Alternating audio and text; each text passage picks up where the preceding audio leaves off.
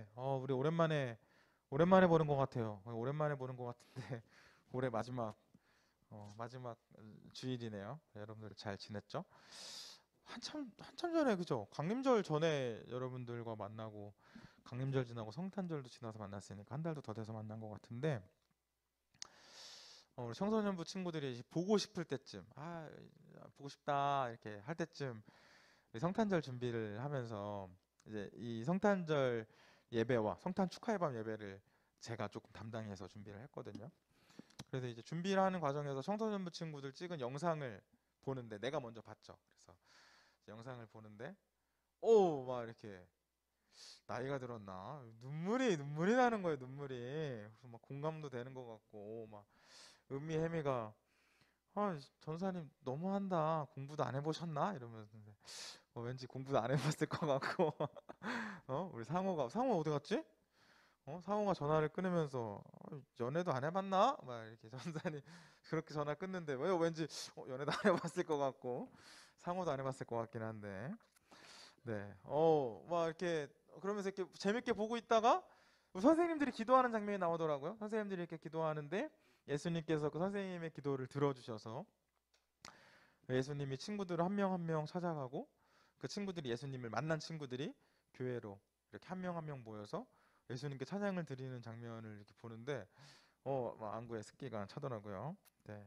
영상 보면서 기도했어요. 하나님 정말 우리 청소년 친구들 한 명 한 명 좀 만나 주셔서 예수님을 정말 인격적으로 살아계신 예수님을 만날 수 있도록 예수님께서 우리 친구들 좀 기억해 주시고 우리 친구들이 정말 주님 앞에 나와서 진심으로 하나님께 찬양하고 예배하는 그런 청소년들 하나님의 뜻과 마음을 알면서 살아가는 청소년들 됐으면 좋겠습니다 라고 이렇게 기도했었습니다.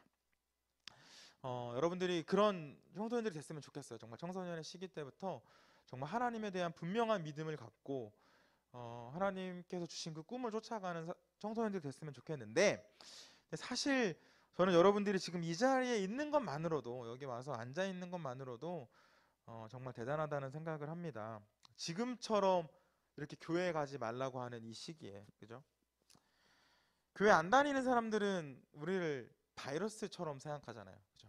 코로나가 꼭 교회에서만 퍼진 것은 아닌데 물론 교회에서도 퍼졌죠. 이러한 것들 때문에 이제 예수님을 믿지 않는 사람들은 교회 다니는 사람들을 바이러스 취급하는 이 시대에 이렇게 교회에 나와서 앉아 있는 것만으로도 정말 참 대단하고 또 고맙다는 생각을 합니다.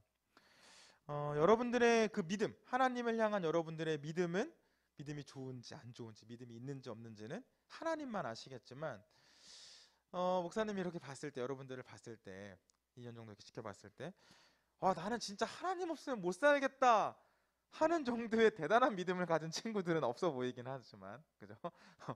뭐 이렇게 없어 보이는데 물론 하나님만 아시겠죠. 근데 또 여러분들의 믿음 하나님만 아시는 것처럼 여러분들이 지금 이곳에 나와서 앉아 있는 이유도 하나님께서만 아시겠지만 제가 여러분들을 지도하는 목사로서 여러분들에게 부탁하고 싶은 것은 지금처럼 이렇게 하나님을 예배하는 자리에 남아 있었으면 좋겠어요. 예배를 어떻게 드리는지, 기도는 어떻게 하는 건지, 왜 해야 되는지 잘 모르겠고, 찬양 너무 부르기 싫고, 막 창피하고, 내 목소리를 다른 사람이 누군가 들을 것 같고, 찬양 부르는 것도 싫고, 말씀 너무 지루하고, 뭐라고 떠드는지 잘 모르겠고, 이해도 안 될 때가 있고, 또 어쩔 때는 너무 답이 정해져 있는 것만 뻔한 소리만 하는 것 같기도 하고 이렇게 느껴질 수도 있겠지만 그럼에도 하나님을 예배하는 이 자리에 여러분들 남아 있었으면 좋겠어요. 왜 남아야 될까? 왜 남아야 될까 해서 오늘 말씀 나누려고 합니다. 오늘은 예레미야 말씀 살펴보려고 하는데 이 예레미야 선지자가 살던 그 시대 상황을 보면 지금 우리가 살아가고 있는 시대와 다르지만 많이 다르지만 그 중에서도 좀 비슷한 부분들이 보여요. 우리 강림절 전에, 그러니까 4주 전이죠. 5주 전이네요. 5주 전에 우리 민우 전사님이랑 예레미야 말씀을 살짝 살펴봤는데 기억나요? 지금 지난주 말씀도 기억이 안 나는데 그죠? 5주 전 말씀 몇 말이야, 그죠? 기억 잘 안 나죠? 예레미야는 눈물의 예언자라는 별명을 갖고 있었어요. 눈물의 예언자. 하나님께 부르심을 받은 이 예레미야는 40년 동안 자기 민족을 향해서 하나님의 그 뜻과 마음을 전했습니다. 40년 동안 눈물을 흘리면서 예언을 했다는 것은 그 예언을 듣는 사람들이 지겹게 말을 안 들었다라는 의미가 될 수도 있을 것 같아요.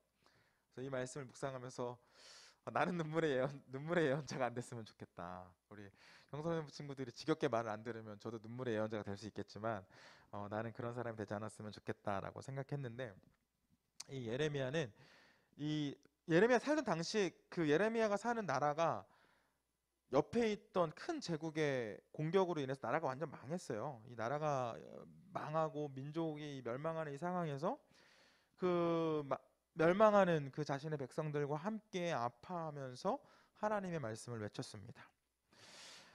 방금 말한 것처럼 이 예레미야가 설교했던 하나님의 말씀을 전했던 그 상황은 굉장히 절망적인 상황이었어요. 이 세계 역사 공부하는 친구들은 배웠을 수도 있는데, 바벨론이라는 나라가, 바벨론 전에 이제 아수르라는 나라가 굉장히 컸었죠. 뭐 그 전에는 이집트 제국, 그리고 이제 뭐 아수르, 바벨론, 페르시아, 뭐 로마, 뭐 이렇게 넘어가는데, 이 바벨론이라는 나라가 굉장히 커져가는 이 시대에 바벨론의 느부갓네살 왕이 예레미야가 살던 유다를 공격해 옵니다. 그래서 그 유다의 왕과 또 국가의 지도자들, 조금 똑똑했던 그 지도자들의 10,000명을 자신들의 나라에 포로로 데려가요. 잡아갔죠. 왕을 잡아갔어요. 공격해서 무너뜨리고 왕을 잡아갑니다. 10,000명. 그리고 이런 상황이 이제 눈앞에 처해지니까 이제 하나님의 선지자였던 예레미야는 회개할 것을 선포했겠죠. 여러분, 하나님께로 돌아와야 됩니다. 우리 지금 이렇게 어려움 당한 거, 우리가 하나님 떠나서 살았기 때문에 지금 이렇게 어려움 당하고 있습니다. 하나님께서 우리를 도와주시지 않는 이유는 우리가 그동안 하나님의 속을 상하게 했고 하나님을 떠나갔기 때문에, 하나님께서는 지금 바벨론이라는 나라를 들어서 하나님께서 도구로 사용하셔서 저희에게 따끔하게 혼내고 계십니다 라고 외쳤어요. 또 회개할 것만 외친 것이 아니라 경고도 했어요. 심판을 경고하기도 했어요. 여러분, 우리가 만약 돌아오지 않으면 그 강인하고 잔인한 나라가 우리를 다시 한번 공격하게 될 것이고, 그때 우리 많은 백성들은 포로로 끌려가게 될 것입니다 라고 경고도 했는데, 사람들이 경고를 잘 듣지 않죠. 잘 듣지 않아요. 결국에 예레미야의 말대로, 예언대로 시간이 흘러서 이 바벨론이 유다를 한 번 더 공격하고, 이때 유다가 완전히 망합니다. 완전히 망하고 이제 유다의 사람들, 예레미야를 포함한 유다의 많은 사람들이 다시 한번 포로로 끌려가게 되죠. 근데 여러분, 굉장히 절망적인 상황이잖아요. 그죠? 우리 나라가 다른 나라에 이렇게 지배를 받게 되었던 역사도 있잖아요. 그렇기 때문에 우리도 어느 정도 공감이 되는데, 굉장히 절망적인 상황이죠. 나라가 없어진다는 것은. 그리고 내가 살던 지역을 강제로 떠나서 처음 살아보는 그런 땅에 가서 말도 안 통하고 그런 데 가서 포로로 산다는 것은 굉장히 절망적인 상황인데, 이런 상황에 예레미야가 희망을 이야기해요. 희망. 우리 본문 주보 한번 다시 볼까요? 오늘 말씀 목사님 한 번 더 읽어줄 테니까 여러분들 눈으로 따라오세요. 너희를 두고 계획하는 일들은 오직 나만 알고 있다. 하나님이겠죠. 내가 너희를 두고 계획하는 일들은 재앙이 아니라 번영으로써 너희에게 미래에 대한 희망을 주는 것이다. 이 절망적인 상황에 희망을 주는 말씀을 합니다. 나 주의 말이다. 너희가 나를 부르고 나에게 와서 기도하면 내가 너희의 호소를 들어주겠다. 너희가 나를 찾으면 나를 만날 것이다. 너희가 온전한 마음으로 나를 찾기만 하면 내가 너희를 만나주겠다. 나 주의 말이다. 내가 너희를 포로 생활에서 돌아오게 하겠다. 내가 너희를 쫓아보냈던 세상의 모든 나라, 모든 지역에서 너희를 다시 모아오겠다. 내가 너희를 포로로 보냈으나 나는 너희를 그곳에서 너희의 고향으로 다시 데려오겠다. 나 주의 말이다. 이 하나님의 말씀을, 희망의 말씀을 예레미야가 전합니다. 어떤 사람들에게? 절망 속에 있는 사람들에게, 지금 너무 힘들어 죽겠다라고 생각하는 이 사람들에게 희망의 메시지를 전했어요. 그런데 여러분, 포로로 지금 잡혀갔는데, 지금 내가 죽게 생겼는데, 저는 포로로 살아보지 않아서 어떤 삶을 살았는지 모르겠는데, 제 인생에서 가장 힘들었던 때를 꼽으라고 한다면 저는 군인이었을 때거든요. 군인은 사실 포로는 아니죠. 그냥 자유가 없을 뿐이죠. 그런데 그 자유가 없던 2년의 시간도 굉장히 힘들고 저에게는 악몽의 기억으로 남아있는데, 이 적국에 포로로 잡혀가니까 얼마나 절망적인 상황이었겠어요. 그런데 이런 상황들에게 지금 희망의 메시지가 들렸을까요? 안 들리죠. 무슨 약속이고 무슨 구원이에요. 지금 당장 지금 이 순간이 힘들어 죽겠는데 안 들렸겠죠. 적국의 포로로 끌려와서 이런 소리 들으면 막 이렇게도 말하고 싶을 것 같아. 아니, 지금 우리가 이렇게 되도록 하나님 뭐 하셨습니까? 사랑의 하나님이라는 분이, 우리 아버지라는 분이, 우리의 주님, 우리의 주인이시라는 분이 우리가 이렇게까지 되도록 내버려 두시고, 우리가 완전히 망하도록 내버려 두시고, 이제 와서 무슨 새로운 약속을 주십니까?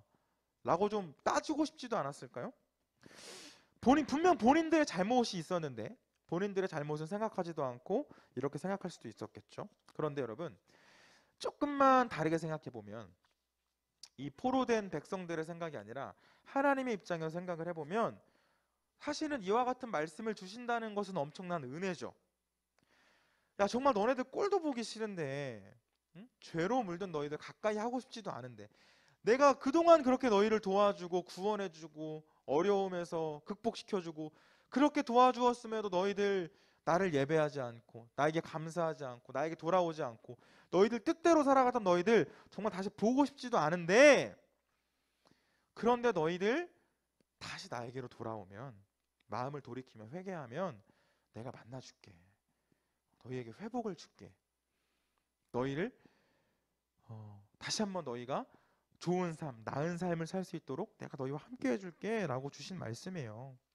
지금 이 유다 백성들은 하나님께 대한 잘못으로 인해 벌을 받고 있지만, 하나님께서는 그 잘못들 내가 기억하지 않을게. 다 덮어줄게. 나에게 돌아오기만 해. 용서해줄게. 회복을 줄게 라고 말씀하셨습니다. 그리고 또 한 가지 기억할 말씀이 있어요. 또 한 가지 기억할 말씀은, 이때 하나님께서 그 포로로 잡혀간 그 사람들을 남은 사람, 남은 자람으로 보고 있다는 이 말씀입니다.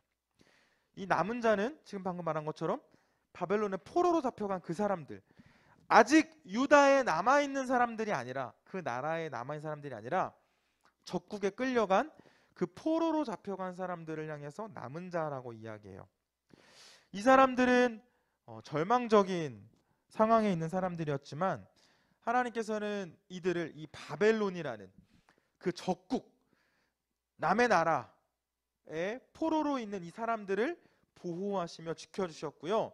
결국에 이 말씀처럼, 예언처럼 이들은 다시 하나님께로 돌아와서 은혜를 입은 사람들이 됩니다. 그러니까 포로로에서 다시 자기네 나라로 이제 귀환하는 그런 백성들이 되고요.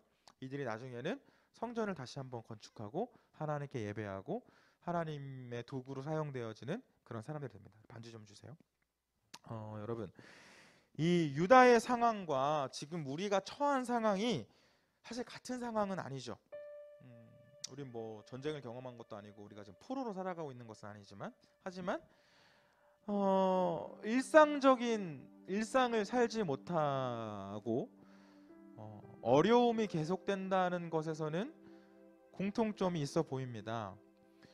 사실 청소년부 친구들도 지금 예전과 비교했을 때, 물론 학교 안 가는 게 좋다고 생각하는 사람들도 있지만, 그죠? 학교도 잘 못 가고 친구들이랑 간식도 제대로 못 먹고, 아직 여러분 백신 안 맞아서 식당 친구들이랑 못 가지 않나요? 잘 모르겠네. 갈 수 있어요? 청소년들이랑 갈 수 있어요? 20살이 넘어가면 못 가죠, 그죠? 20살이 넘어가면 친구들이랑 밥도 못 먹어요. 지금 백신을 안 맞으면. 학교도 잘 못 가, 친구들도 잘 못 만나. 예쁘게 사진 좀 찍고 싶은데 마스크 쓰고 있어야 되고, 학원도 잘 못 가고,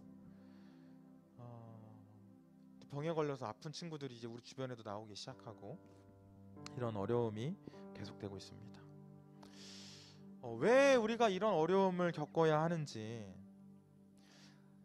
정말 성경이 말하는 그 하나님, 매주 이 교회에서 목사님과 전도사님이 말하는 그 하나님, 그 하나님의 말씀이 정말 사실이라면, 하나님이 살아계시다면 그 능력의 하나님께서 이 바이러스를 분명히 없애실 수도 있을 텐데, 막으실 수도 있을 텐데 왜 없애지 않으시고 2년이라는 시간 동안 계속되게 하시는지,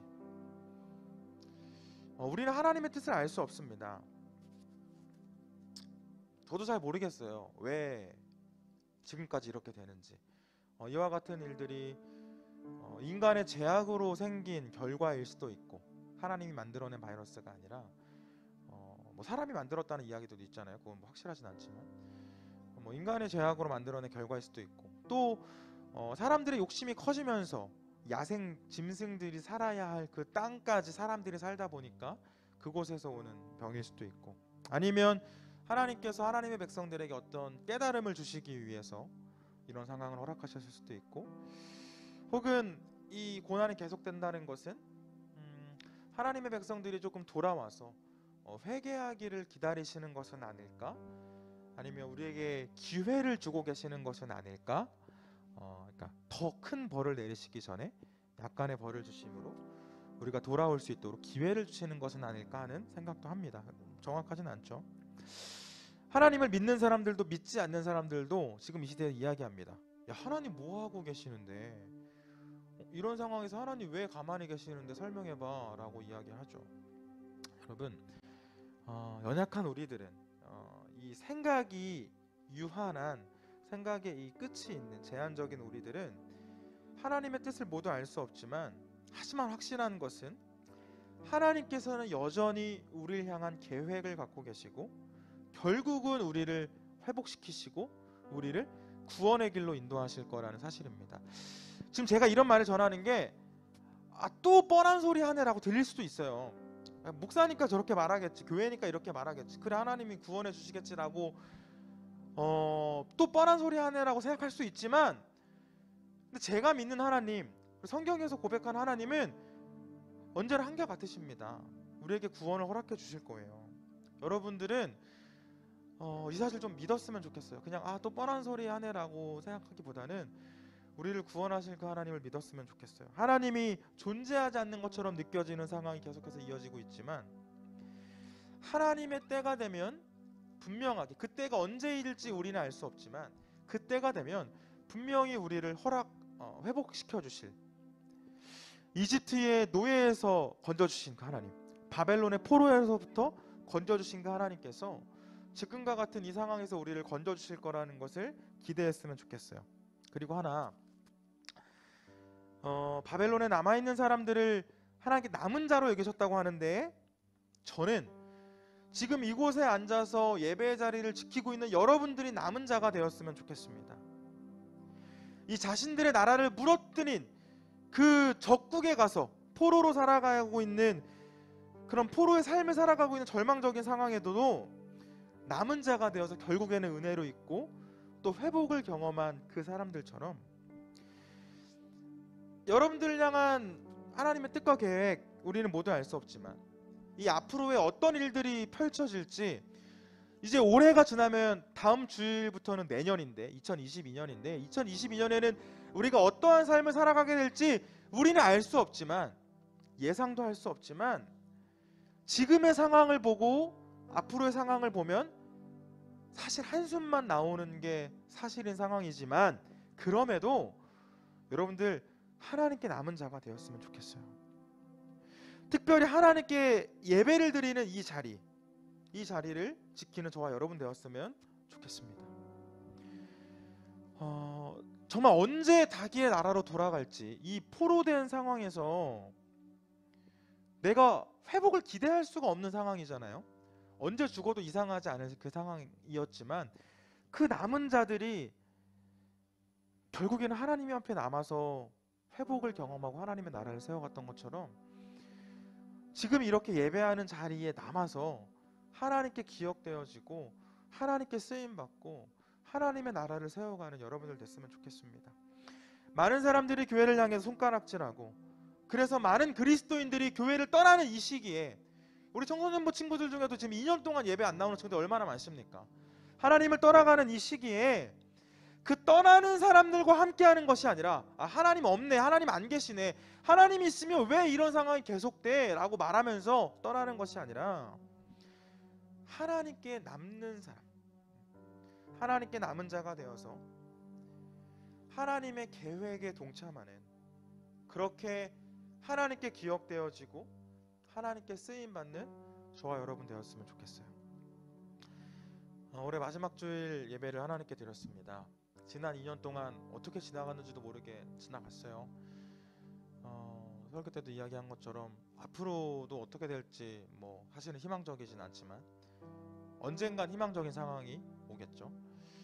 다음 주부터는 또 2022년 새해 첫 예배를 하나님께 드릴 텐데, 여러분, 우리 지금까지 힘들었고 또 당분간 또 힘들겠지만 그래도 조금 같이 서로를 좀 격려하면서 축복하면서 힘내고 우리 하나님께 남은 자가 되어서 새해를 시작하면 좋겠습니다.